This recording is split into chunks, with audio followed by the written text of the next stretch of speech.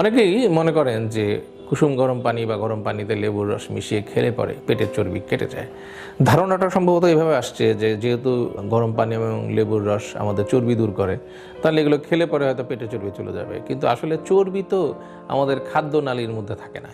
এমন না যে আপনি চর্বি খেলেন বা ফ্যাট খেলেন, সেগুলো খাদ্যনালীতে জমা হয়ে রইল, আপনি কুসুম গরম পানি আর লেবুর রস খেলেন, ওগুলো গলে পায়খানার সাথে বের হয়ে গেল। ব্যাপারটা কিন্তু এত সরল না। আমাদের শরীরে চর্বিগুলো জমা থাকে কোথায়? একটা থাকে স্কিনের নিচে, আর থাকে হচ্ছে যে ভিসেরাগুলো আছে, মানে আমাদের পেটের ভিতরে যে অর্গানগুলো আছে, সেই অর্গানগুলোর চারপাশে নির্দিষ্ট নির্দিষ্ট কিছু জায়গা আছে। লিভারের যেমন লিভারের ভেতরে কিছু কিছু জায়গা আছে যেগুলোর মধ্যে ফ্যাট হয়।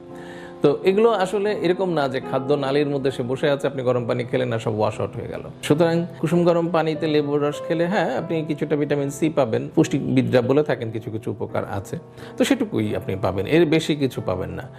মানে আপনার ফ্যাট কেটে যাবে এটার ভাবার কোনো দূরতম সম্ভাবনাও নাই, এবং গরম পানির সাথে এই ফ্যাটের কোনো সম্পর্কই নাই।